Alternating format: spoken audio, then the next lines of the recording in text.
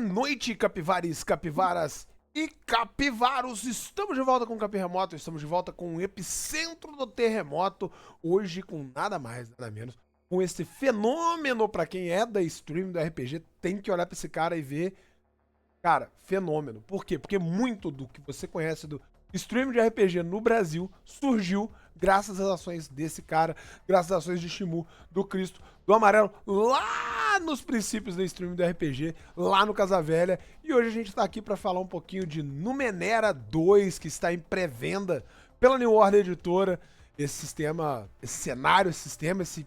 Cara, é de explodir a mente. Se você não conhece, você vai conhecer agora esse fenômeno. O ar tá seco a roda, então eu vou tossir inúmeras vezes durante a live, então vocês se acostumem. E... Diegão, se apresenta pra essa galera, caso alguém não te conheça ainda. Valeu, Dudes.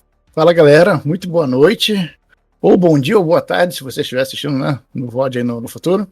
E sou o Diego Taveira, o idealizador lá do Casa Velha RPG, um canal que já vai completar aí seus 10 anos ano que vem, né, no final do ano que vem, em setembro. E, cara, a gente começou lá atrás, né, eu tava conversando com você agora, né, Dudes? A gente começou descompromissado pra suprir uma necessidade, que eu tava sem mesa presencial, comecei a jogar online e falei, já tô jogando online, vamos fazer aqui streamar isso aqui. E só que a coisa foi crescendo, né? Pegou uma vibe muito boa, numa época que tava surgindo muitos outros canais, a gente foi jogando o que a gente gostava, foi abraçando muita gente no caminho, então passou pelo Casa Velha uma galera, assim, que trouxe diversas experiências, diversos jogos, diversos tipos de narrativa, né? Diversos tipos de pessoas também. Então a galera que acompanha o Casa Velha há muito tempo sabe que a gente acaba sendo bem diverso ali, bem plural em muitos sentidos. E é um orgulho nosso isso também. A gente tem estado meio parado, né? A gente tem feito menos conteúdos aí de uns anos pra cá, e estamos tentando voltar, né, a uma frequência maior. A gente já teve live praticamente todo dia da semana no Casa Velha, mas agora a gente tá um pouquinho mais devagar. Mas tem uma coisa que não deixa de ter, vira e mexe tá tendo, porque é um jogo que eu gosto muito, já fazendo o link, é o Numenera, que eu ainda ouso dizer que é o meu RPG preferido. Já falo isso há algum tempo e continuo falando. Numenera é um cenário magnífico. Eu acho que tem muita gente que já ouviu falar, que sabe do nome, conhece um pouquinho, mas que não conhece o que é esse cenário.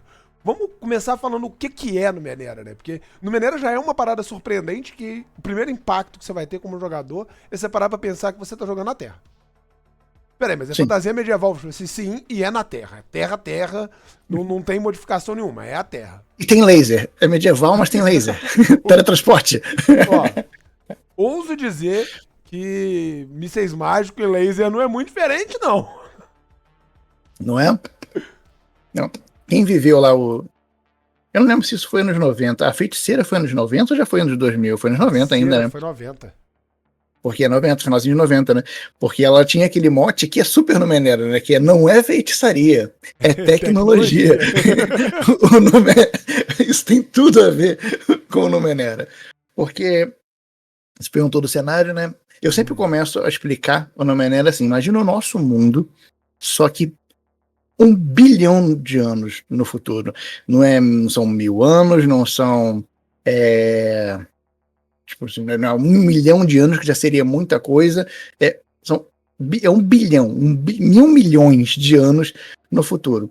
E aí, nesse período, diversas civilizações chegaram a um ápice tecnológico absurdo e tiveram algum tipo de hecatombe ali, um colapso, seja lá qual for, ou simplesmente se imperializaram daqui, se for para outra galáxia, para outra dimensão, seja para o que for, evoluíram o suficiente para isso, tecnologicamente, ou socialmente, filosoficamente, espiritualmente, vai saber, e saíram daqui. E aí estamos, então, agora no 9º mundo, né? Já passaram 8 antes da gente, estamos no 9º mundo, então nesse 1 bilhão de anos no futuro. Só que diversas civilizações dessas foram deixando cacarecos, né? Ruínas, resquícios, né? Do mesmo jeito que a gente encontra os resquícios da civilização egípcia, nem tem tanto tempo assim, e nem foi um ápice tecnológico. Não tem tanto tempo, não. Detalhe pra galera que curte história, porque eu sou amante de história, tem 1 semana. A tumba do novo rei foi encontrada nesse mês. A última tumba de reis dos faraós foi encontrada nesse mês. De faraós, né? Pelo menos a última encontrada no necrópole, né? Ali. É. Então... a gente não tem tanto tempo assim que a civilização egípcia colapsou. A egípcia, como a gente conhece na história faraônica. Claro que o Egito tá aí. Existem egípcios ainda. A gente fala, a civilização egípcia foi, não, peraí. A civilização faraônica. Mas o império, né, aquela coisa toda, né, os faraós, aquela cultura daquela forma que era, né, ela colapsou, tem um tempo. E mesmo assim foi muito saqueado já, aquilo foi soterrado, né? Enfim, e a gente ainda encontra coisas que a gente fica impressionado. Mesmo que a gente ainda fica impressionado com como é que construíram as pirâmides, o pessoal fala que foi extraterrestres, não sei o quê, ninguém consegue admitir que os caras conseguiram mover pedras. É um trabalho muito difícil. Não dá. Então, né, formar pirâmides também, não, que essa arquitetura que tem em todos os lugares, né, empilhar pedras, a gente faz assim, de uma base maior para uma machina. Porque senão cai. Se fizer o contrário, vai ser difícil de equilibrar. Então, pode partir desse princípio. Enfim, mas a gente encontra e ainda fica impressionado com como naquela época tantas coisas tecnológicas foram criadas, foram desenvolvidas, somente conceitos de astronomia, né, que a gente fica muito impressionado. E a gente, tecnologicamente, a gente evoluiu muito mais do que eles, e a gente ainda fica impressionado. Então imagina o contrário, naquela coisa toda vez. A gente está 1 bilhão de anos no futuro, e a gente encontra as ruínas, os resquícios de civilizações que atingiram raio laser, como a gente estava falando, atingiram níveis até que fogem da compreensão da nossa civilização, coisas quânticas, teletransporte, coisas que beiram a ficção científica, né, ou extrapolam ela, viajar entre realidades, dimensões, explorar quarta, quinta, sexta dimensão, o conceito de espaço-tempo, enfim, coisas, sabe, viagens interplanetárias, intergalácticas, civilizações que chegaram nesse patamar. Imagina o que elas não deixam de resquício. Claro que nem tudo vai estar funcionando, tudo vai estar no cacareco, vai estar no último pontinho da bateria. Se o iPhone fica um dia já fica sem bateria, imagina, né, o que tinha lá. Mas a gente está falando de baterias e coisas também de tecnologias tão avançadas, sei lá, de fusão nuclear, e a coisa vai ficar, né, ainda vai ter, mesmo 1 bilhão de anos depois, ainda vai ter uma raspinha daquilo ali que ainda funciona. Daqui você pega um camponês que viveu a vida inteira na fazenda, aquela coisa, aquele marário, uma vida mais cotidiana, aquela coisa todo dia sempre igual, e ele tropeça num negócio desse que ele não sabe o que é. O primeiro pensamento dele é associar isso a algo sobrenatural, algo paranormal, algo mágico, né? E daí vem esse conceito que, tipo, que eu falei, né? Não é feitiçaria, é tecnologia. Que é o Clark, eu esqueci o nome dele, né? Que ele tem logo no comecinho do livro aqui. Meu inglês é horroroso, e o meu nome de matilha no canal, não é o meu nome de Garu, mas o meu nome de matilha no canal é aquele que fala os nomes errados. Cian Reynolds. Eu esqueci o nome dele aqui. Arthur C. Clarke. Pronto. Ah, tá. É isso aí. É outro. Esse é outro. O Arthur C. Clarke, é isso que eu queria lembrar. Que ele fala, né, que qualquer tecnologia avançada o suficiente é indistinguível de magia. É muito baseado nesse conceito, tanto que ele está logo no começo do livro, do Numenera, é baseado nesse conceito que todo o cenário é meio que estabelecido, né, que é baseado nessas coisas que essa civilização vai encontrando, e ela vai lidando com essas coisas numa pegada meio alquímica, né? Que a alquimia é diferente da química, né? A alquimia foi tentativa e erro, experimentação, ela precedeu a química como ciência, então era uma coisa, né, ainda meio proto-ciência ali, experimentar, anotar. Se eu queimo isso aqui, sai uma chama azul. Opa, isso aqui tem uma chama azul.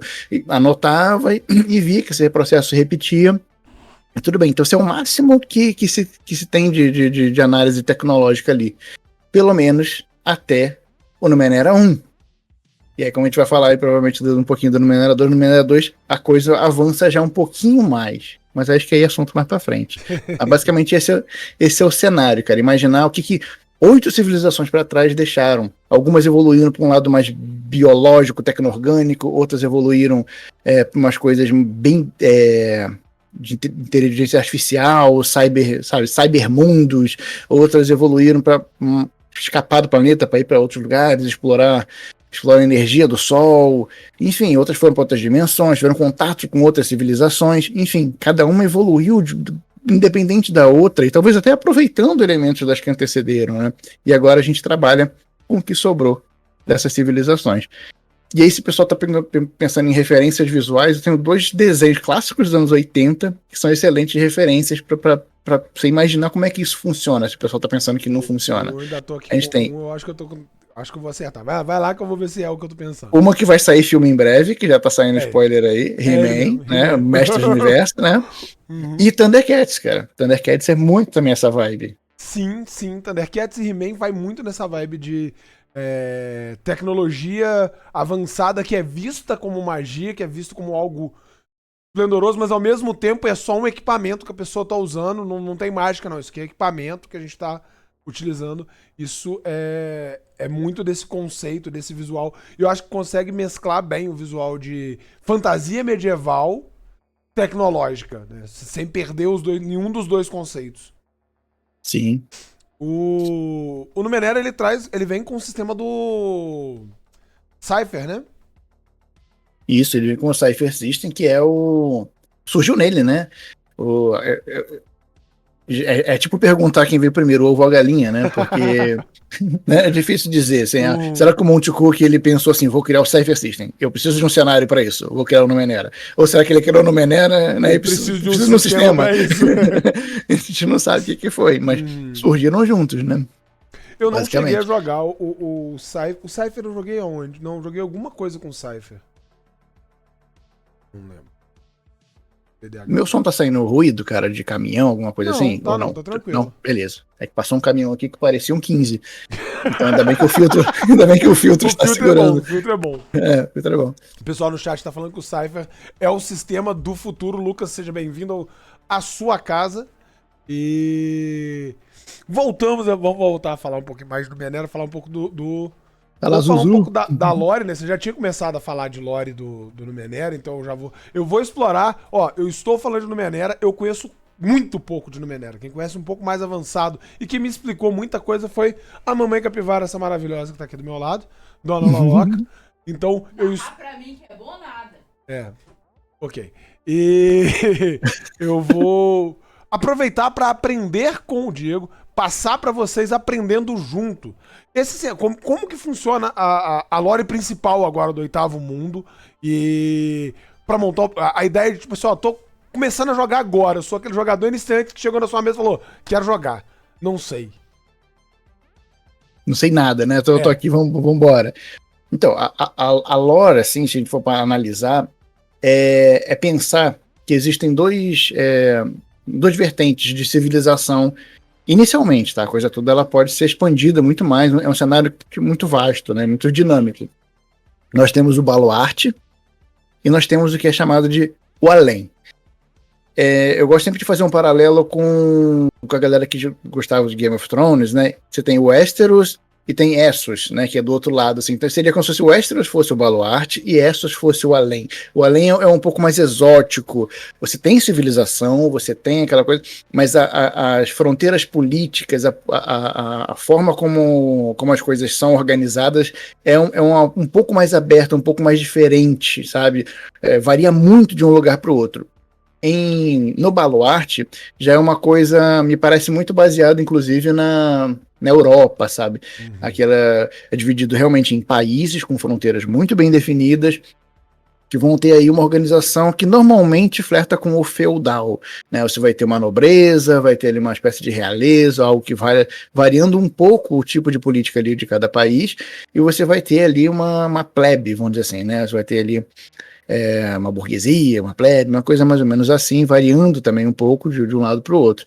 E esses países, eles, né, às vezes eles tretam, né, briga de cerca, né, a minha fronteira é melhor que a sua, não sei o que, eu quero o recurso que você tem, blá, blá, blá, tem aquilo tudo. E aí tem uma coisa que acaba dando uma segurada na onda desse monte de guerra. Porque todo cenário tem uma religião, né? O Numenera, ele não tem necessariamente uma religião predominante, mas tem os sacerdotes dos Éons, que é uma galera que é quase como se fosse uma anti-religião. eles pregam justamente que essas coisas, que essas chamadas numeneras, que são essas relíquias, né? Elas são chamadas numeneras, essas relíquias que são encontradas, esses cacarecos aí, elas não são magia, elas não são nada sobrenatural, não são nada, não existe nada espiritual, nem nada assim, são coisas que podem ser estudadas, compreendidas, reproduzidas e replicadas, né? Se você conhecer o suficiente, que basicamente significa ser tecnologia. Então eles pregam isso, então é como se eles pregassem, a pregação deles é tipo o A religião deles é a anti-espiritualidade. tecnologia, o desenvolvimento É. tecnológico. A tecnocracia venceu, filho. Sempre soube. Então, e aí você tem os sacerdotes dos Éons e o papado âmbar, né? O Papa âmbar, que geralmente é o regente maior ali. E aí, por conta dessa pregação deles dessa forma, existem uma galera, tô falando de Baluarte ainda, que é a parte mais civilizada, tá? Só pra gente ter um paralelo. E aí ao norte, agora eu esqueci o nome dos caras que eles tretam, que eles dão um nome pra eles, que eles vêm lá do norte e tal. Tipo o povo do norte de Game of Thrones também, que vem lá, os bárbaros. O povo do norte da Europa que vem... Exatamente, sempre tem esse conceito, né? Então eles pegam. Essa galera já tem uma coisa de achar que tudo tem uma ligação espiritual, que todo ser da natureza tem uma alma, e eles comungam com isso. É totalmente antagônico ao Papado Âmbar. Então eles pegaram e falaram assim: ó, essa galera é profana, essa galera é inimiga. E aí, essa galera vai invadir suas terras, vai mudar o seu estilo de vida, ela vai querer vai ser terrorista. Eles fizeram todo esse auê. E o que isso aconteceu? O que isso fez? Isso gerou uma união artificial, né? Que os países encontraram um inimigo em comum, né? E acabaram não tendo tanto tempo assim para tretar entre si, porque tem um inimigo em comum para poder se unir em forças e ficarem prestando atenção. Sabe-se lá por quanto tempo isso vai durar. E sabe-se lá se a intenção do Papado Âmbar foi mais unificar a galera e evitar guerra, ou de fato uma coisa levou a outra, sabe? É de novo, quem veio primeiro, o ovo ou a galinha. Então acho que isso aí mostra bem um panorama geral assim de cenário, sabe? Você tem ali os países que vão variar, tem uma galera que é bem rural, tem uma galera que tem um aporte tecnológico, um controle, né, um domínio da tecnologia tudo é muito maior. A sede do Papado Âmbar, né, tem uma cidade chamada QI, né, que é uma cidade, uma megalópole, né, a Numenera é muito explorada ali, muito utilizada, muito difundida. E você vai ter uma galerinha dos confins ali, sabe? A famíliazinha do Petrúquio, lá do Crave Rosa, lá num cantinho carregando ali. a carrocinha puxado por um burro, chegando na cidade. E às vezes você tem o Numenera, ele traz contrastes muito legais, que assim, você pode ter essa família, né, carregando ali o leite que o mamífero vigente lá da época lá, a vaca do futuro lá, tava dando aquele leite, ele tá levando lá pra uma cidade um pouco maior para poder vender aquilo, essa mesma vaca, sei lá, tá puxando uma carroça, só que essa carroça, ela não tem rodas, é uma parada tipo um hoverboard, tá ligado? Que faz ela flutuar atrás. Porque sim, porque para eles aquilo ali sempre existiu, é algum mineral que brota ali, o resquício de alguma bateria exótica deixado por alguma civilização. E quando ele chega na cidade, de repente, a cidade muito mais desenvolvida, o cara vai achar aquilo ali estupendo. Fala, nossa, isso aqui é muito exótico, eu quero comprar esse teu levitador aqui. Porque eu nunca vi nada igual. Mas pra ele, isso tem que dar rodo. Isso aí ele tropeça no quintal de casa todo dia, porque brota, calhou dele, da casa dele está em cima de uma espaçonave intergaláctica enterrada, e aquilo brota veios daquilo ali, por exemplo. Então, você isso é o puro suco do Numenera, sabe? As pessoas, elas vivem num ambiente, né, muito medieval, muito rarefeito. Você pode nascer, crescer e morrer sem nunca ver um outro vilarejo, sabe? Você viu ali, aquilo te bastou. Não tinha internet, não tem, sabe, difundida, não tem nem telégrafo, nem nada, rádio, tem nada assim. Tem a comunicação difundida que deixa todo mundo espaçado, vivendo naqueles espaços, e você, quando você encontra o novo, você tem realmente um impacto com essa novidade, que é tanto para um lado quanto para o outro, mesmo você sendo mais ou menos desenvolvido ali tecnologicamente naquele momento. Sim, a gente pode fazer um paralelo muito fácil, tipo, segundo consta, né, lá no Oriente Médio tinha, tempo atrás, né, o petróleo, né? Ele era achado às vezes assim, o cara furava um pouco mais alto, assim, ia fazer a sapata da casa, né? Sei lá, que a coisa furava um pouco mais, assim, mais baixo, minava aquele negócio e, tipo, te perdia o terreno, saía esse líquido preto aqui, isso aqui. Depois que o petróleo, de fato, foi ser difundido, aquela coisa, foi ser, uau, isso aqui vale de dinheiro, é que aí sim a coisa toda foi... mudou de figura. Então a mesma coisa no Menera. Você pode ter situações que fazem paralelos muito, muito fáceis com isso. Por exemplo, no teu vilarejo tem uma fonte, uma esfera flutuante que brota água indefinidamente. Como se fosse um poço, mas ele levita, um exemplo. Tá? No teu vilarejo tá a vida inteira, para você aquilo é normal. E aí chega um viajante, um comerciante, uma coisa, e vê aquilo ali e fala, caraca, eu venho de um lugar que, tipo assim, água é um problema. Sabe? Pra mim não é difícil conseguir água e tal, e o cara de repente vai querer roubar aquilo, vai querer, sei lá, dar um jeito de comprar. E para aquela civilização, a água é normal, é corriqueiro. Então a gente consegue fazer paralelos assim sobre o que um povo tem, às vezes, de muito, e culturalmente para ele é banal. E para outro, aquilo ali vai ser beirar o sobrenatural, de como é que vocês fazem, como é que vocês têm isso aqui. Então, acho que em termos de lore, assim, não tem um lore tipo, nessa época aconteceu isso, aí depois aconteceu aquilo. Não tem um metaplot, assim, também, tipo, vai acontecer um apocalipse, ou, a gente tem um grande vilão em comum, que não sei o que. Não tem muito isso, porque os plots, eles são muito pontuais. E, em essência, o Numenera, a despeito do que muita gente critica, ele é um jogo de exploração. Só que ele não é um jogo de exploração no sentido mecânico. O pessoal, quando a gente fala de jogo de exploração, a pessoa tende a absorver muito pelo sentido mecânico. Você fala jogo de exploração, abre na frente dele um hexagrama gigantesco, todo em tom de cinza, onde ele vai colocar um bonequinho ali assim, aquela parte vai colorir, e ele vai explorar, e ele vai continuar espaçando dentro daquele hexagrama gigante. Sim, ele acha que você falou de jogo de exploração, você entrou no meu território, eu sou do SR, aqui é Hexcrawl, aqui não sei o que, pá. E falei, não, cara, não é assim. Ele é um jogo de exploração em outro âmbito. É num âmbito muito mais narrativo. Que ele vem para você explorar um mundo exótico, estranho, sabe? E que o tempo todo você vai se surpreender com o que você vai ver à sua frente. E a ideia é tipo assim, você joga com personagens que eles são, em essência, exploradores. Eles não são aventureiros, eles são exploradores. Eles estão saindo pelo mundo, tipo, pra descobrir algo novo. É tipo aquela Marco Polo, sabe? Uma galera... Sim. Ou então, acho que foi final do século XVIII, sei lá, que era muito a vibe da galera que ia os confins, né, pra África não explorada, pro Oriente não explorado. Explorado no sentido, hoje em dia, é até escroto falar dessa forma, né? Mas não... Eu tô tentando lembrar o nome do explorador. Não invadido, né? Tem um explorador francês que fez isso no Brasil, eu tô tentando lembrar o nome dele, que agora me fugiu. Que é a inspiração do Indiana Jones. Ali. O que morreu com o que aspirou um besouro? Não é esse? Não, nesse não. Ele é, se não me engano, acho que é 1920, entre 20 e 40, ele vem pro Brasil. Eu gosto dessa história porque eu uso ela no Lobisomem Apocalipse. Ele foi pra Índia, encontrou um templo e achou uma estatueta com várias inscrições estranhas. Que ele não conseguiu identificar isso em lugar nenhum. Aí na pesquisa dele ele descobriu que em Pedra da Garça, na entrada da Serra do Roncador, tem uma pedra com as mesmas inscrições. Aí ele vem explorar a Serra do Roncador e infelizmente... Ou felizmente, porque essa exploração era completamente predatória, né? A gente sabe disso.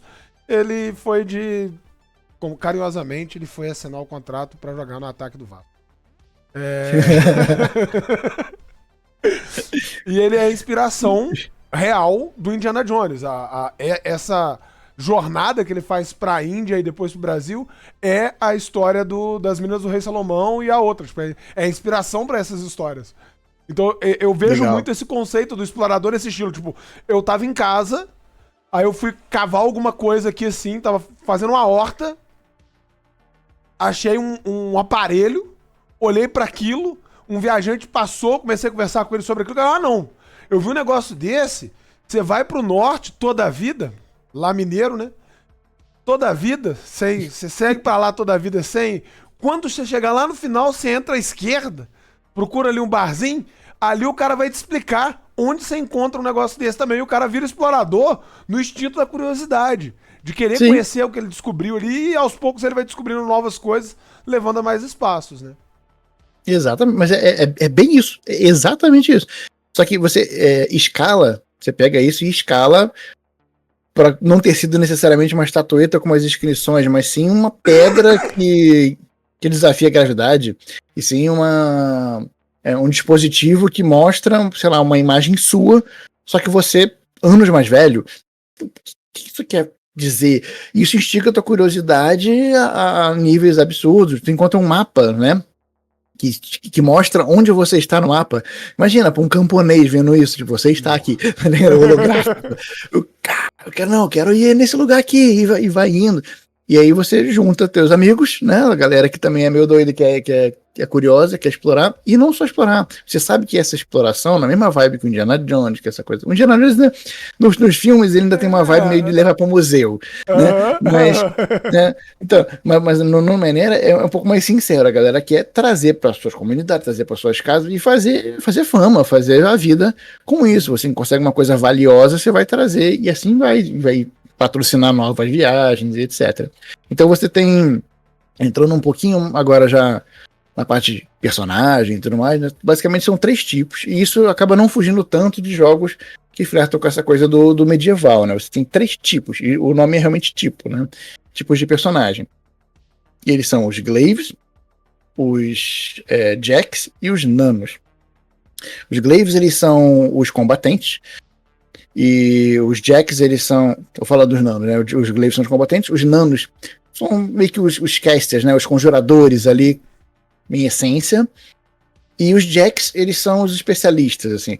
Ou anti-especialistas, né? Que eles podem ser, inclusive, super versáteis. Ele pode ir para qualquer lado. É como se tivesse os combatentes de um lado, os nanos do outro, né? Os conjuradores. Tá, e o Jack é o que ele quiser, sabe? Ele pode pegar um pouco daqui com um pouco daqui e sendo uma coisa bem mais versátil. Ele pode ser um bom combatente, mas que tem um truque ou outro, sabe? E aí você consegue tirar vários paralelos com isso. Eu quero fazer um personagem que é tipo um bardo. Provavelmente você vai pegar um Jack. Eu quero fazer um que seria equivalente a um mago. Você vai pegar um nano. Eu quero fazer um paladino.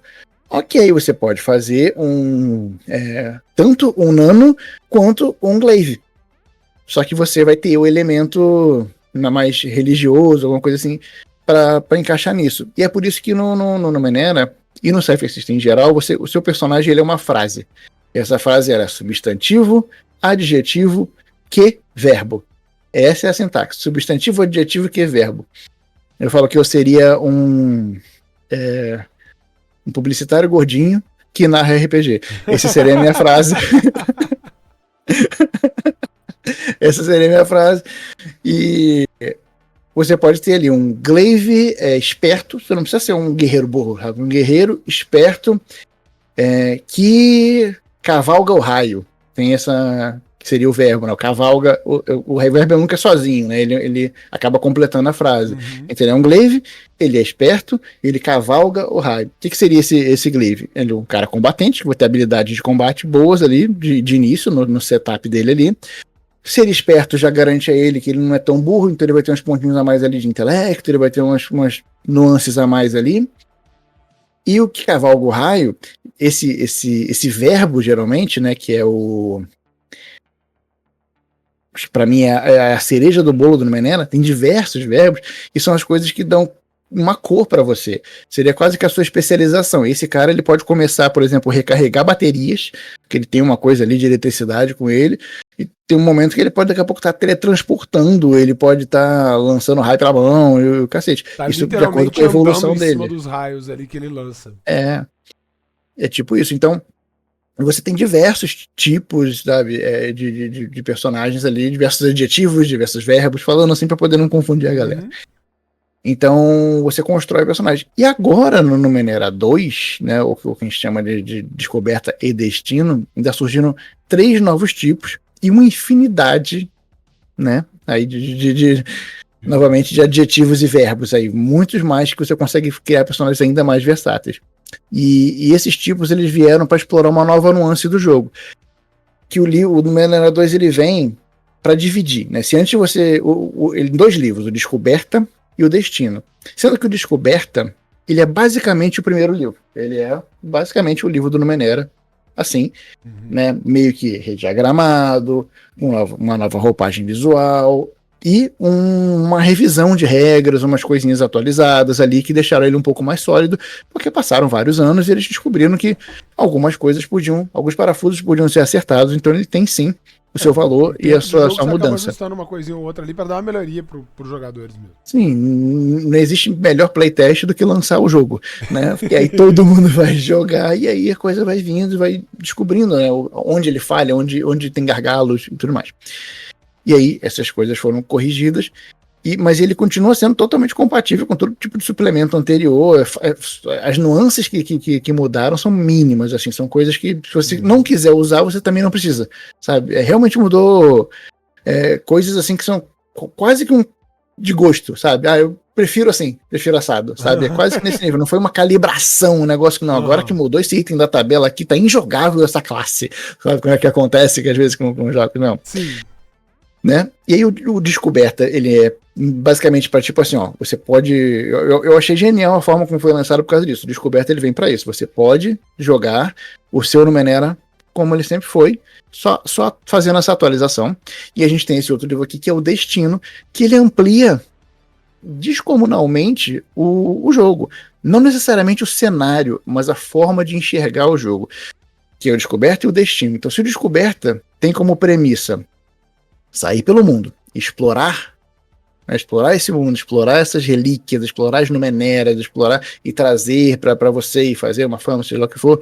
O Destino, ele vem com outra questão que é tipo assim, tá, e agora? O que você faz em termos de sociedade com isso que tá aí, que você descobriu? É como se fosse uma segunda temporada da mesma série, sabe? Você foi e explorou, e agora? Sabe? Você voltou pra casa, tá com isso daí, e agora? Você vai fazer o quê? Sim, e é por isso que ele traz 3 novos tipos, que tem o Delve, o Wright e o Arcos. Basicamente, se antes você tinha o Combatente, o Conjurador e o Versátil, vamos dizer assim, agora você tem o equivalente aí a um Artífice, né, que seria um cara que ele constrói Numeneras, ele entende o suficiente das Numeneras para poder construí-las, mas ele é péssimo em descobrir partes de Numenera. Como se ele, tipo assim, ele é horrível para minerar. Eu sou muito bom para lidar com isso daqui, mas vai buscar para mim. E aí você precisa do Delve, que ele é excelente explorador. Ele em essência, é o Indiana Jones. Que ele é um cara... ele não é tão esperto assim, sabe? Ele é um pouco mais bruto para poder aguentar o campo, sabe? A vida de campo. Mas ele é safo. Então ele é bem o Indiana Jones, ele é bem o arqueólogo, o cara que vai, peraí, isso aqui tá a pecinha do não sei o que, mas ele é horrível para entrega para ele construir o negócio, ele não sabe, ele sabe desmontar e arrancar o que é preciso, arrancar fio. Consigo identificar o que a gente precisa, mas identifiquei, eu pego, arranco, você mexe. Sim, eles são bem especializados nesse ponto, mas eles podem contar com todos os adjetivos e os verbos que os outros podem, expandindo ainda mais, sabe, a miríade aí de possibilidades para eles. E no meio desses, um que acaba se destacando um pouco é a figura do Arcos, que é um personagem que seria mais o comunicativo, né, o comunicador, o cara que ele dialoga, o carismático, né, o cara que é político e tal, que ele vem aproveitar uma outra vertente.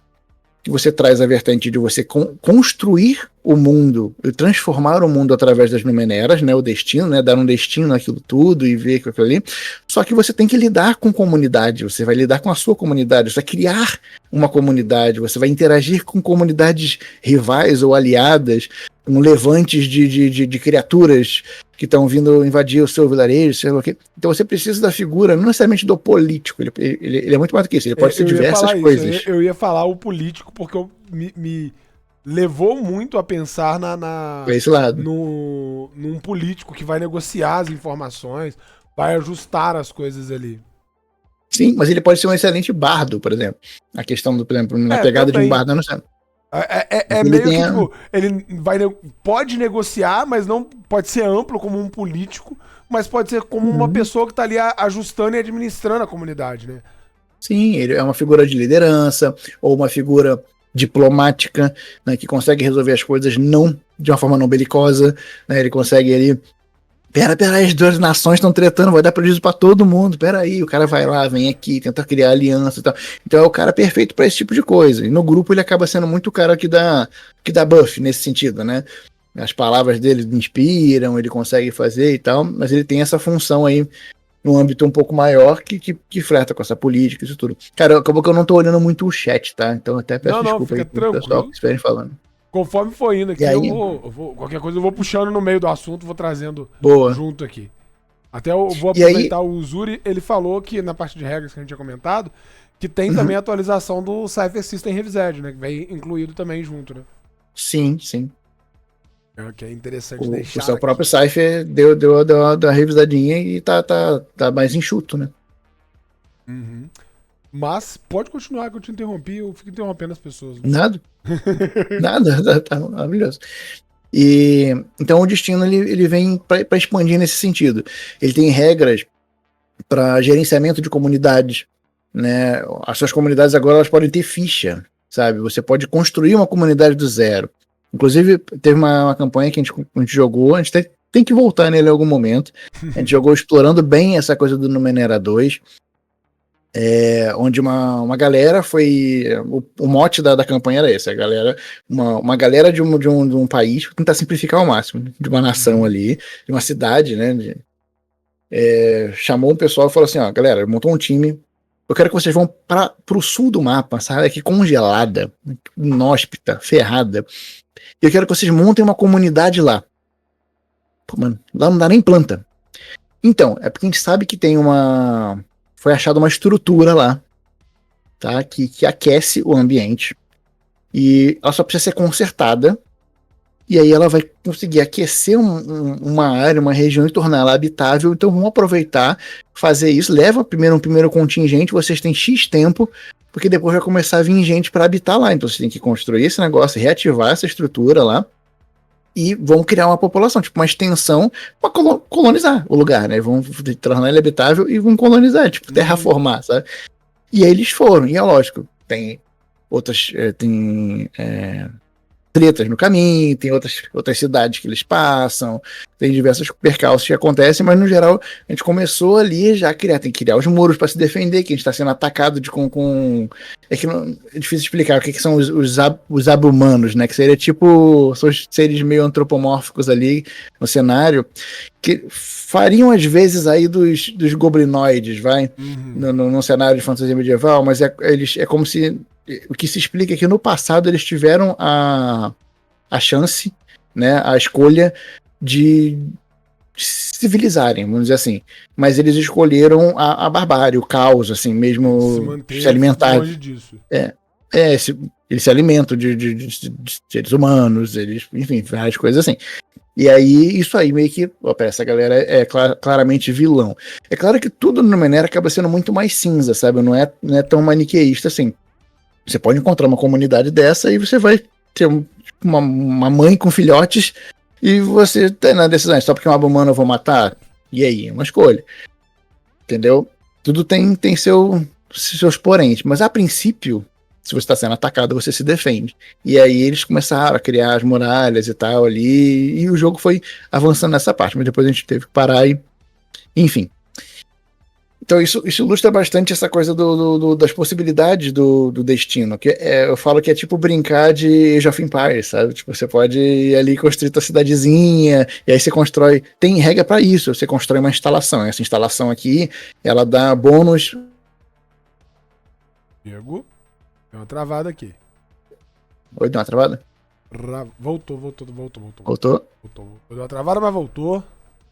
Estamos aí. Aí se constrói uma outra instalação que ela já ajuda sei lá, para você ser atacado, ou para você atacar, aliás, ou para dar mais água para a população, você conseguir aumentar o nível de população. Enfim, você vai brincando ali de cidade, de montar a tua cidade. Então é um jogo dentro do jogo. E você tem os dois momentos. Aí você pensa assim, pô, então eu falo que é um momento zoom in e zoom out, sabe, do jogo. Você pode vir assim, afastar, e você tem aquela coisa de gerenciar a comunidade, a comunidade está insatisfeita, tem uma treta entre... Opa, travou de novo. Travou de novo. É o calor, filho. Tá sobreaquecendo tudo que é. A temperatura desse mundo que tá em transição pro próximo Né? tá foda. A gente tá em qual mundo, será, né? Tá no segundo? Tá no Talvez. primeiro ainda. Acho que a gente tá no primeiro. E o primeiro foi problema climático, pelo jeito. Estamos descobrindo como é que aconteceu com o primeiro. Evoluíram tanto que causaram uma catástrofe climática. Climática vai Eles vão ser, vão descobrir que a gente foi burro, é isso que eles vão descobrir. Né? Que a gente vai deixar pro futuro. Você falou do clima seco que tá mesmo, cara. Meu nariz tá que tá ardendo aqui, assim. Nossa. Um outro ponto é que, falando de financiamento, falando do financiamento da New Order ali, da pré-venda do Numenera, ele também vai trazer o bestiário do Nono Mundo, né? Sim, Bestiário do ele Nono vai Mundo trazer 3. o 3. Isso. Tem uma galera que fica perguntando, né? Porque tem o bestiário 1. A New Order já trouxe o bestiário 1. Ele tá meio desfocado aqui, mas tem o bestiário do Nono Mundo, esse primeiro. E aí pulou pro 3. Por que dessa decisão? Então, conversando com o pessoal da New Order, tá uma live que eles fizeram, estava explicando. É porque o Bestiário 3, ele tem muitas. Ele já foi lançado depois que o Destino foi lançado também. O Descoberto Destino. Então ele já tem muita criatura que se comunica com esse novo plot, né? Essa nova. Com esse ideal que é completamente diferente do que é o Descoberta. Sim, sim. Então faz mais sentido junto com essa pré-venda que vai ter eles aí trazer o 3. Seria muito legal se eles trouxessem o 2 também, né? Vai que a gente alavanca aí a coisa toda e vem mais vendas, eles colocam mais livros como metas extras, né? Pra galera que tá acompanhando a gente aqui, ó, estamos com 4 dias pro final do financiamento coletivo. O financiamento coletivo hoje. Tá pra pré-venda, né? É da pré-venda. Uhum. Hoje está em. Sobe. 36k. Vamos fazer isso subir pra gente conseguir algumas metas diferentes. Bora. Conseguir ampliar isso daí. Numenera pra mim tem um cenário muito massa. Eu realmente conhecia um pouco, não tinha me aprofundado. E sendo o narrador, eu consigo ver o que você me passou, Diego, e ver uma gama de possibilidades diferentes de histórias, enredos, crônicas, que vão passar por caminhos completamente diferentes. Você vai sair no início ali explorando para conseguir descobrir alguma coisa, você volta, cria uma comunidade, sai para resolver um problema e volta para ter que restituir, reorganizar a sua comunidade porque você ficou fora, e vários conceitos de jogo e de rejogabilidade. Sim. Uma das coisas que eu vejo que hoje em dia, com algum tempo de RPG, uma das coisas que eu prezo muito num cenário novo, no sistema novo, é a rejogabilidade. Porque infelizmente tem muitos sistemas que saíram no mercado, que você joga uma vez, você vai jogar a segunda, é só uma skin diferente da primeira. Você não consegue fugir muito das histórias. E no Numenera eu consigo ter essa visão que, tipo, eu consigo jogar inúmeros jogos sem passar nem perto da ideia do que foi o primeiro. Entendeu? Tipo, possibilidades inúmeras, com personagens muito amplos, com esse conceito do verbo, o substantivo e nossa. Adjetivo? Adjetivo. É substantivo, adjetivo que verbo, substantivo, né? Adjetivo, verbo, é isso. E as possibilidades inúmeras que você acaba gerando personagens completamente diferentes, mesmo eles tendo, entre aspas, ali o mesmo tipo. Você vai ter um tipo igual, mas eles vão ser personagens completamente diferentes na hora que você vai ver o conceito, a idealização por trás. Isso é muito bacana. Eu gostei muito dessas ideias, esse conceito que tem ali. E... Tem mais uma coisa que eu tenho que perguntar, dona Loloca? É, isso aí. Mas, Diegão, tem algo que você queira falar que ficou faltando? Você que conhece. Cara, se me deixar o espaço, eu vou falar de Numenera a noite inteira. Então, eu preciso que você me corte. Só acorda às 5 horas da manhã. Pois é, cara, porque se você analisar a quantidade de suplementos que foram lançados por Numenera, você vê a grande possibilidade. Tem tem um aporte de coisas Lovecraftianas pra Numenera. Você pode jogar, tipo, uma coisa meio cutulesca com no Numenera, porque abre precedente pra parte pro horror cósmico, né? Você tá tratando com coisas, tá lidando com o estranho, com o incompreensível. E esse incompreensível pode ser absurdo. Então, flerta muito com o horror Lovecraftiano em diversos âmbitos, assim. Você pode jogar coisas de sci-fi hardcore, assim, tipo de viagem espacial, de lidar com espaçonave. Tem uma aventura oficial, que até o nome é O Vórtice e tal, dando um spoiler aqui, mas tem um momento no jogo, aleatório, como você fala, quem não jogar não vai saber, que você se encontra numa estação espacial que ela tá orbitando o Sol, tipo assim, de muito pertinho, porque o material que era feito, aquela coisa é resistente e tal, e tá ali. E você tem aquela visão, assim, pro Sol, assim, perto de você, e você tá com uma roupa especial também, porque ela tá colapsando, e você foi parar lá, meio que tipo teletransporte, sabe, aquela coisa meio assim, e você tem que dar um jeito de consertar aquele troço, pro troço não colapsar, ou porque você é assim. ou você vira... Ou Poeira. você engolido e vira poeira ali no meio. Na Caraca, hora, é muito Então, amplo nesse as nível, possibilidades do Sim. Numenera. E eu gostei, uma das coisas que eu queria comentar é as artes dessa edição, que porra, fenomenal, velho. As artes do Descoberto do Destino, eu dei uma folheada no PDF. E, cara, que tudo muito bonito. livro lindo. Que livro lindo. A equipe de arte mandou muito bem, um trabalho muito, muito bom, velho. Sim. E ele dá A diagramação do... Sim, né? Você precisa de muita referência porque é um cenário muito novo. Se você fala de fantasia medieval, eu quero jogar com um bárbaro. Todo mundo tem um bárbaro, né? Acho que joga RPG há um tempinho, já tem um bárbaro na cabeça, ou já tem inúmeras ilustrações, um Conan, sei lá, qualquer coisa que você consegue imaginar. Eu quero jogar com isso. Uma criatura assim assada. Oi? É fácil você visualizar essas referências. Sim, aí você pega um cenário... cultural, né? Total. Mas você pega um cenário muito diferente, muito original, vamos falar a verdade, você precisa de um aporte visual, principalmente para novos jogadores, para a galera ter uma noção do que é fazer. Tem muito jogador de RPG, e eu me coloco nesse balaio, que é muito visual, né, que gosta de pensar no personagem, na imagem, de como é que ele funciona, como é que ele tá vestindo, que ele tá usando, para conseguir entrar no personagem, para entender o que o cenário tá querendo trazer. E aí, essas ilustrações fazem essa vez, você tem que ter um carinho. E tá aí uma característica. O primeiro Numenera, uma das minhas críticas era a não unidade, né, das ilustrações. Mas tem um motivo, e o motivo é legal, então acaba sendo perdoável. Porque durante o financiamento coletivo do Numenera, na gringa lá, a galera do Monte Cook, da Monte Cook Games e tal, eles fizeram tipo um concurso, né? Crie criaturas, dê ideias de criaturas né, e coisas estranhas, artefatos, e mande as ilustrações que as que vencerem vão entrar no livro. Então, tipo assim, por isso que não tem uma unidade, que foi uma galera que criou isso. Cada um no seu estilo, do seu jeito, e tá aí, é isso.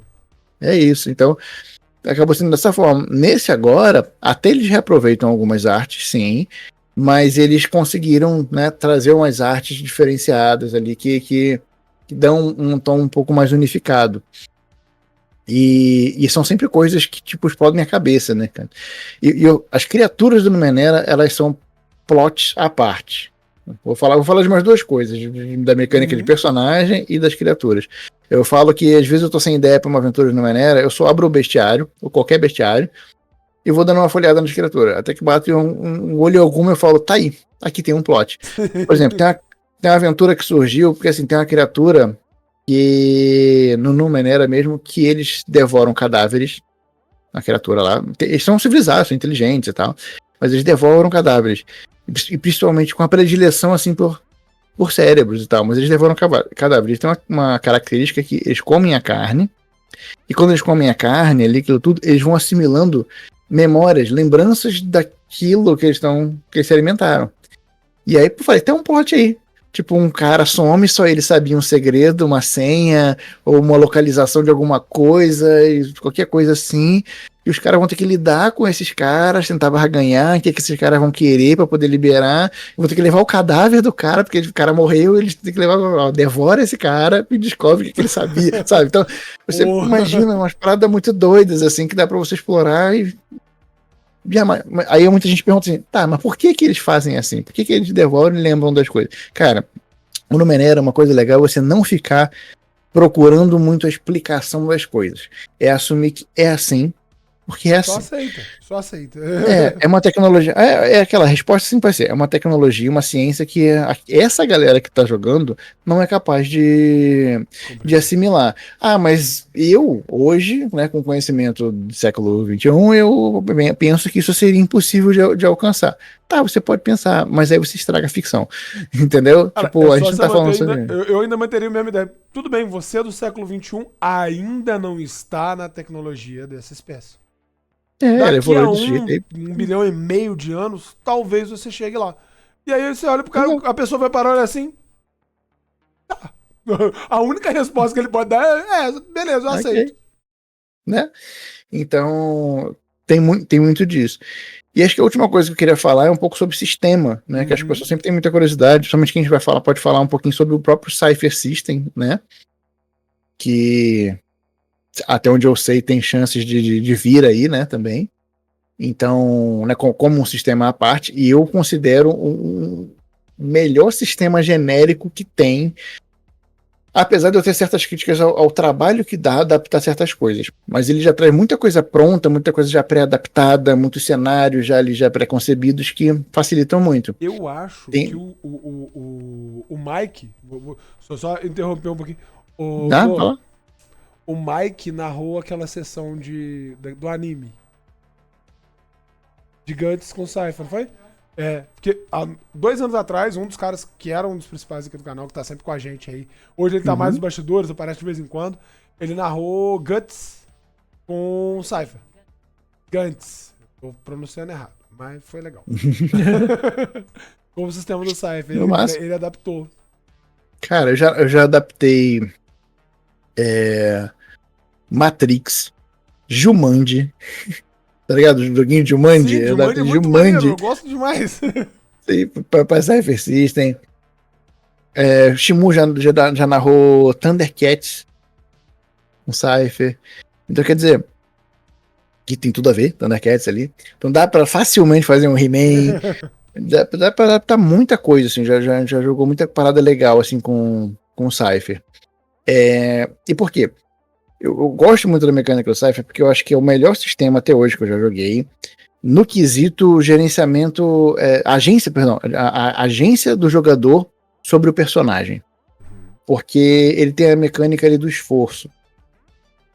Você tem a dificuldade da tarefa que você quer executar e você tem ali seus, né, vamos chamar de atributos para facilitar pra galera, são as suas reservas, vamos chamar de atributos ali. Só que seus atributos também são seu ponto de vida. Imagina que você tem ali, né, sua potência, sua velocidade e o seu intelecto. Você tem esses três reservas, esses 3 atributos. Só que vamos supor que você seja um cara extremamente mediano ali, você tem, sei lá, 10, 10 e 10 em cada um, tá? E aí você tem que escalar uma parede.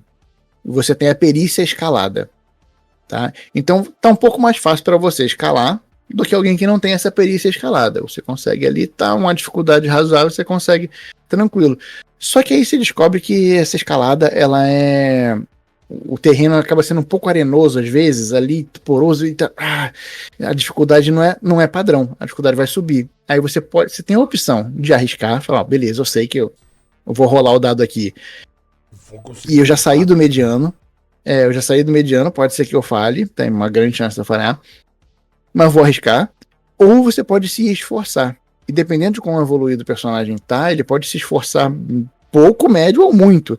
Só que isso te desgasta. É como se você tomasse um dano. Só que é um dano calculado, sabe aquela coisa? Literalmente um dano e tomar o dano que o narrador determinar, eu vou tomar 2 de dano na minha força aqui e vou continuar escalando Tranquilo. Aí eu vou escalar mais fácil. Ainda não é garantido, às vezes, que vai. Mas pode até ser, porque no Numenera tem uma chance, justamente por ter essa agência, dependendo se você tem a combinação certa ali, né? Se tem o suficiente, né? Em perícia e esforço que você aplica, você pode zerar a dificuldade. Que é tipo assim, se a dificuldade é 3, tá? Vamos colocar assim, a dificuldade é 3. Você, se é treinado em escalada, você diminui a dificuldade para 2. Você não ganha bônus, você diminui a dificuldade para 2. Aí você se esforça, para cada vez que você se esforça, você diminui mais 1 de dificuldade. Vamos supor que você se esforce 2 vezes, você gera 2, você foi para 1, na segunda vez você zerou. Você nem precisa rolar, você já passou. Entendeu? Então você tem até essa possibilidade. Por isso que eu acho que é muito de agente. Ah, mas, pô, Diego, eu vou tomar aqui 5 de dano, você vai metade da minha reserva. Mas tu não despencou de 100 metros de altura. Eu não caiu de Tu 100 nem metros correu de risco. altura e morreu. Você nem correu risco, mas você pode. Ah, mas acho que não faz sentido ficar na metade da minha reserva. Aí você não pode pegar esse nível de paralelo. É como se fosse uma fadiga, é um cansaço que você tá. E outra, você pode ter ralado o joelho no processo, pode ter ferrado tua mão, pisou num negócio de espinho, uma ave de rapina lá, você passou do lado do ninho dela, veterinária bicada, tudo no processo de escalar. Quando você chegou lá em cima, culminou nesses 5 pontos aí, foi o trajeto que você conseguiu encontrar, que fez você fazer. Narrativamente você explica da maneira que você quiser, entendeu? Mas culminou nesse dano, que é meio que como se fosse uma fadiga por fazer as coisas. E é muito comum, inclusive, os combates no Numenera, eles acabam sendo muito cinematográficos, porque é muito assim, às vezes acontece de ninguém de jogadores ter tomado um peteleco do adversário, mas estarem com a ficha, sabe, como se fosse tudo vermelho piscando, assim, porque esforço pra cá, esforço O inimigo pra não lá, bateu nenhuma vez, mas vocês usaram tudo que tinha, se jogaram na parede, pularam na frente do carro, rodaram pro outro lado. Sim, então acaba tendo uma outra experiência de jogo, assim, é muito diferente nesse sentido, sabe, você fica brincando ali de usar teus recursos, e é meio que uma aposta, porque às vezes você vai se esforçar e mesmo assim ainda vai rolar muito mal. E às vezes você aumentou em muito suas chances se esforçando, mas não foi o suficiente, porque o 1 ele tá ali, né? O 2 ele tá ali, pronto pra cair no D20. Então você sempre tá sujeito a errar de qualquer maneira, né? E aí, por isso que às vezes é legal você zerar. Se você sabe que é um negócio muito importante, é legal você se esforçar o suficiente, ou usar o que você tem de subterfúgio ali para zerar a dificuldade do teste. E para fechar, é algo que realmente norteia e direciona muito o jogo. A gente não pode deixar de falar de Numenera sem falar sobre as Numeneras, que são essas relíquias, né? Elas se dividem em 3 tipos, só tentando ser bem sucinto, né? Existem as esquisitices, as cifras e os artefatos. Seria basicamente assim, os esquisitices, elas são quase que cosméticas, sabe? Só que elas são cosméticas até a página 2. Porque elas têm coisas, assim, realmente que são pra você falar assim, que porra é essa? Tem uma esquisitice que ela é um cubo, que quando você abre a parte de cima, um grupo de músicos em miniatura olham pra você estarrecidos, sabe? E começam a tocar uma música, até você fechar de novo a tampinha do cubo. Pra que serve isso? Pra nada. Mas é uma esquisitice. O que tá aquilo? Será que essa galera foi aprisionada? Tem utilidade pra caramba. Pra jogador que tá acostumado antigo, cara, precisamos disfarçar. Abre a caixinha e deixa os músicos tocando no cantinho e a gente vai pro outro lado.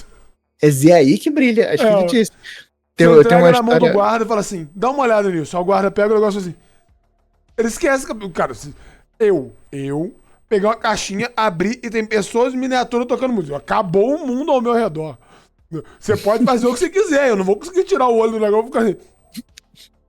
Tá aí. Acabou. Ele não tem uma utilidade mecânica, né? Tipo assim, causa 3 de dano, permite que você levite, faz... Não tem uma coisa assim. Ele é o que ele é. A utilidade que você vai encontrar para aquilo tá em você, tá ligado?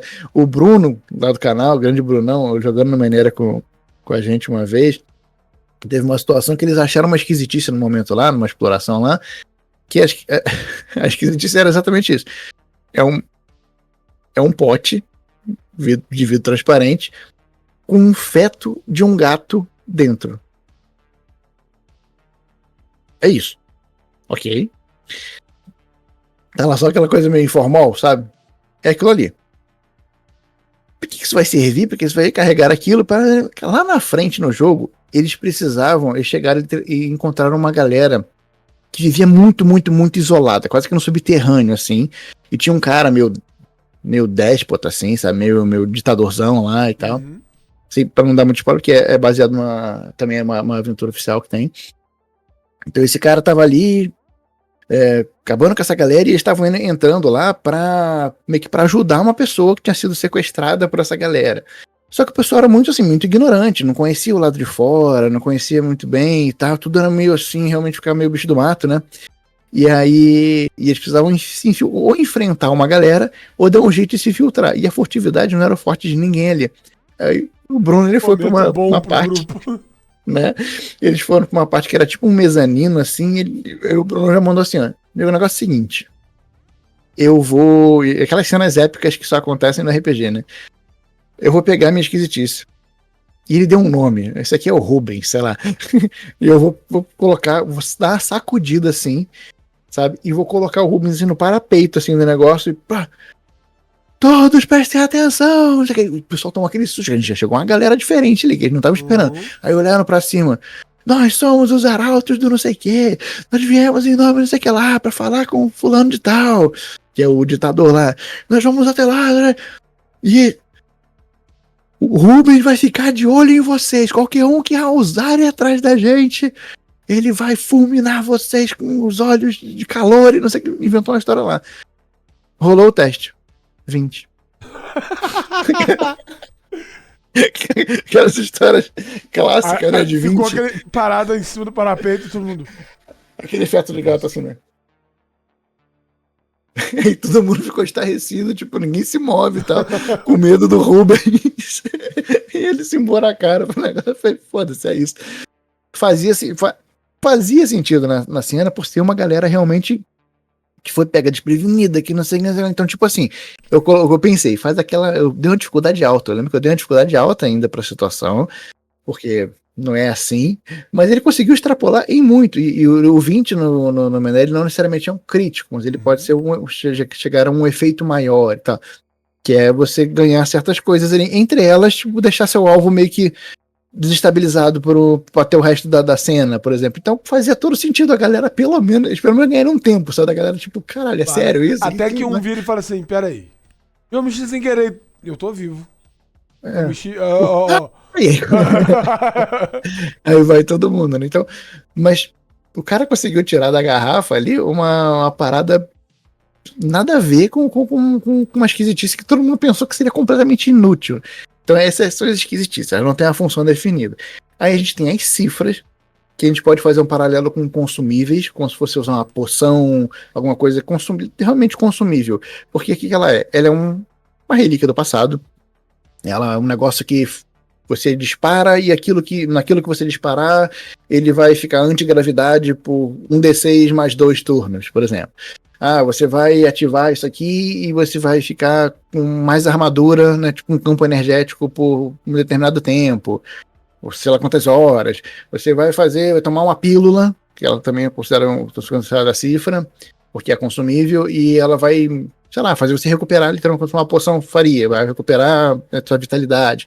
Enfim, tem diversas coisas ali que tem esses consumíveis, que você vai achando esses gadgets. E tem coisas realmente muito curiosas, assim, que você pode, desde criar barreiras de força, você fazer hologramas que podem distrair, enfim, tem diversas coisas ali, várias cifras. Mas, em geral, o que elas têm em comum, as cifras, é que elas têm apenas um uso. Você usa só uma vez. É o que eu falei do último pontinho de bateria.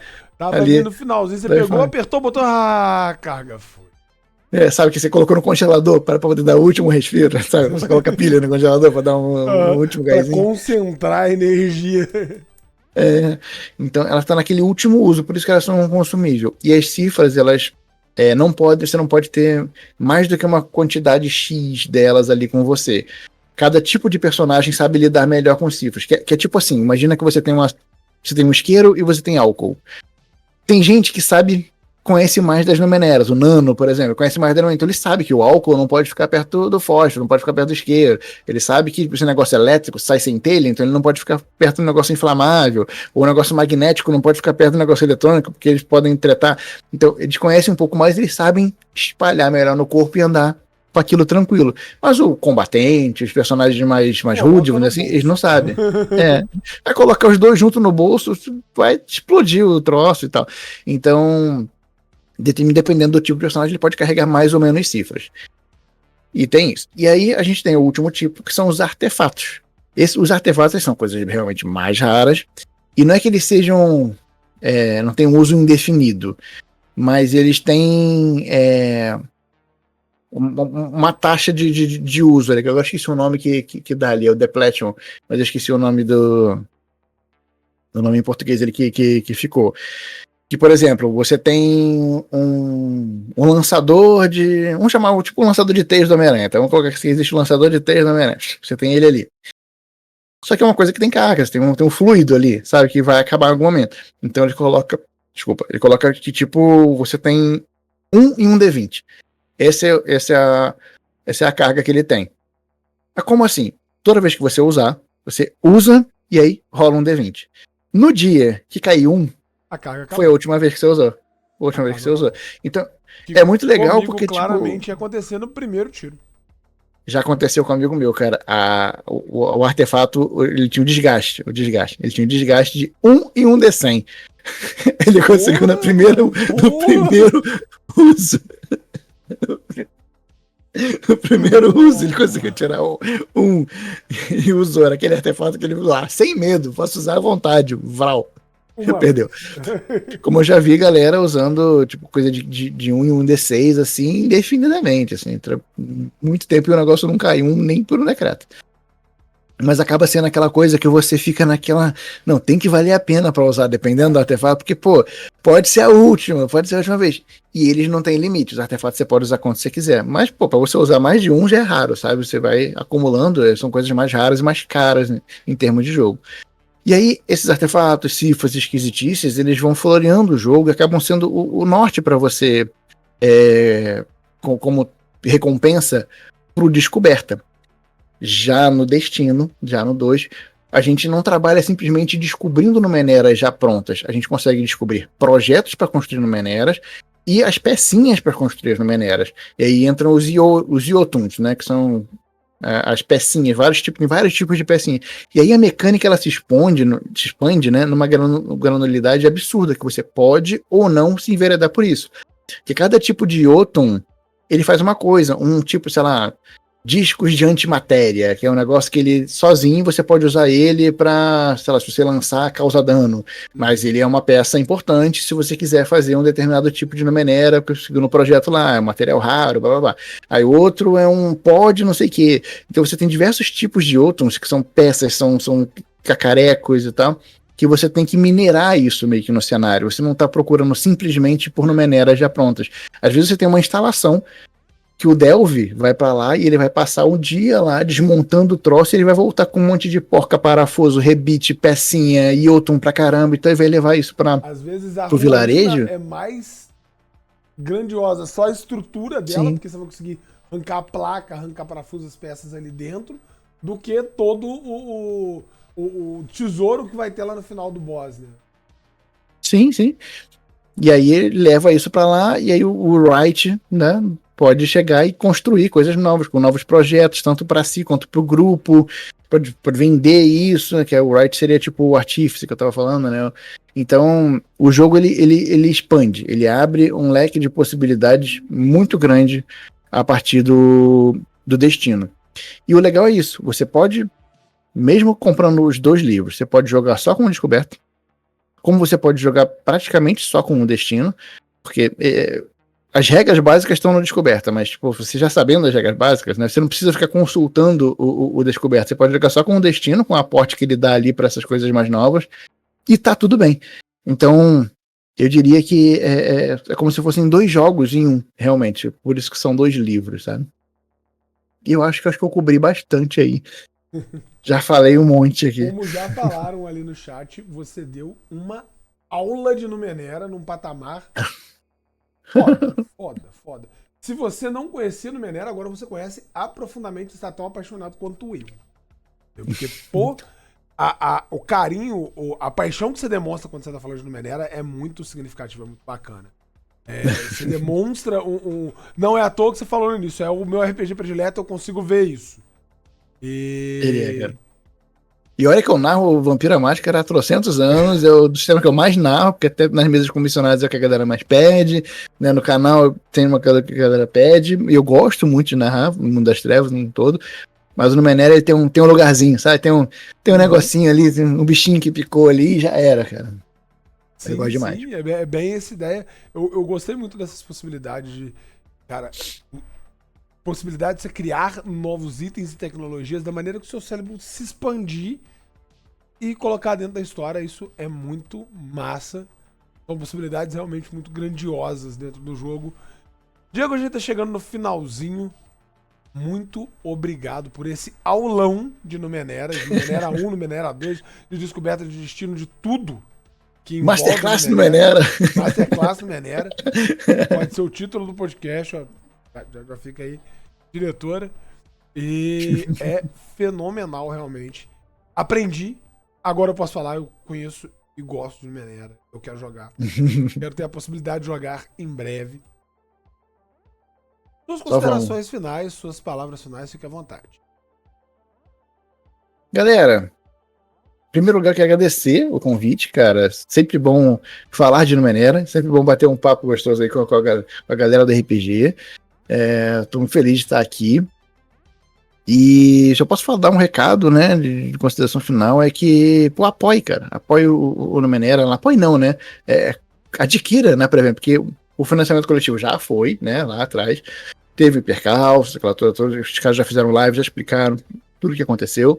E estão fazendo essa pré-venda meio que como um termômetro, né? Pra entender qual a tiragem que eles vão fazer. Se eles fazem uma tiragem 10, 100, 1000, 1 milhão, né? Então eles têm que entender ali como é que tá a procura para meio que definir essa tiragem. O jogo ele vai lançar, ele vai sair, não tem risco de não acontecer. Já tá lá, já tá traduzido, já tá bonitinho. Então, é sem risco, não é um financiamento coletivo. E assim, eu falei, tá nítido, como o Nudade falou, tá nítido. Eu sou suspeito, eu gosto muito de Numenera.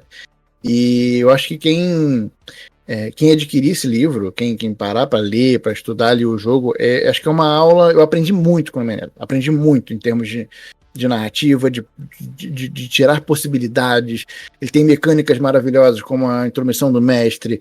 Aí no Numenera 2 tem a intromissão do jogador. São mecânicas que você não precisa usar só no Numenera, só no Cypher System. Você pode levar essas ideias, esses conceitos para outros jogos. Né? Tem toda essa mecânica que eu falei do esforço, de você, de repente, poder explorar isso abrir a sua mente para você usar em outros jogos, em outros conceitos. Você começa a perceber, inclusive, fazer links ali de que outros jogos usam mecânicas que parecem ter saído, né, na árvore genealógica lá das mecânicas lá atrás, tem um ancestral em comum, assim, com essa mecânica ali. Então, você consegue expandir na sua mente, e eu acho que isso é muito, muito bom para expandir sua narrativa. O Monte Cook, ele é um designer, né, mega renomado, já trabalhou com tanta coisa bacana, e então vale a pena. É um jogo, mesmo que você não se apegue ao cenário, mesmo que você por algum acaso não se apegue tanto a regras, não seja um jogo para você no sentido geral assim de cenários que te agradaram, né? Mas eu acho que ler o Numenera é uma experiência bacana, que agrega como narrador, como jogador, para repertório, sabe? Tem muita coisa boa ali, muita coisa que você acaba absorvendo, além de simplesmente aprender um sistema que você vai narrar. Então, já fica aí a dica sobre o seu próximo jogo favorito. É isso daí, galera. Então, já aproveita, dá um corre, já tá ali no chat pra você que tá na plataforma vermelha, tá aqui embaixo na descrição também. Não esquece de curtir, compartilhar, mandar pro seu narrador e falar com ele, você vai ler e você vai narrar. Divide com os coleguinhas, compra o joguinho, já aproveita a pré-venda do Numenera 2 e, cara, só explore esse novo mundo, descubra as suas Numeneras e construa a sua comunidade. Tudo em conjunto, dentro desse sistema maravilhoso, dentro desse cenário maravilhoso. Gente, eu sou o Dudes Capirremoto, sou co-criador do canal do Capirremoto, junto com a mamãe Capivara. Eu também sou o narrador comissionado, tem que lembrar de fazer o merchan porque eu preciso pagar a fralda. E estou com vaga em algumas mesinhas, tem D&D a semana inteira, tem D&D segunda-feira, de 18 horas às 18h30 às 21h30, tem de 22 a 1 da manhã, na segunda tá sem vaga. Mas na quarta tem também, tem na sexta também. Nós temos Maldição de Strade, Descido Avernus, Minas Perdidas de Fendalver e o Obelisco Despedaçado, tem Tirania dos Dragões, tem Máscara de Nerlatotep e tem... Olha aí. Em D&D? Não, em D&D não, mas lá vai ficar contigo. Se eu tentar... Não, dá pra fazer. Storm King Thunder de D&D. Tem D&D e... Hoje em dia tem D&D e chamado de Cuchulinho. A última sessão de chamado de Cuchulo foi maravilhosa. O jogador escapou na ponta da beirada do primeiro encontro que ele teve, que foi mortal, porque Call of Cthulhu, se você tem um encontro, ele é mortal. Se não for mortal, é o que se espera. Errado. Mas, e esse personagem criou um trauma, porque ele tem medo de vasos de planta, porque eles fazem... Por algum motivo, se tem um vaso de planta, ele acaba errando tudo que tem em volta, então ele tá criando medo de vaso de planta. Coisas que acontecem com o Cthulhu. Galera, a gente vai encerrando por aqui. Eu vou ver uma raid pra gente dar uma saída correndo. Eu esqueci de ver. Eu sempre esqueço de ver a raid. Passa a raid.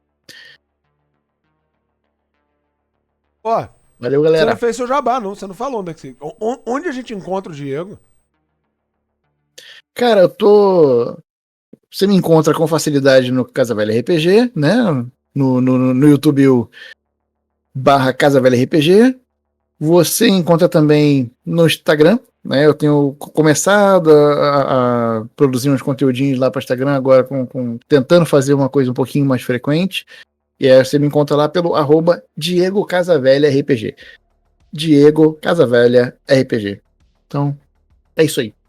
Essas são as formas de você me encontrar. Acompanhado também essa questão do Instagram, as dicas de narrativa que você tem passado, as dicas que você tem compartilhado com a galera. E galera, é ouro. Não desperdicem, acompanhem.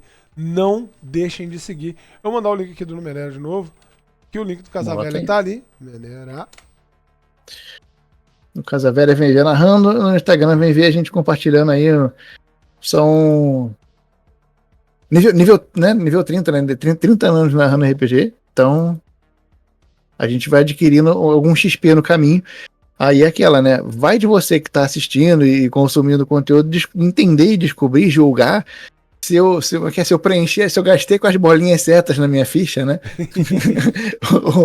ou se eu fui desperdiçando algum XP no caminho, fui pegando coisa que é inútil. Vai. Cadê o nome do canal? Digitei o negócio.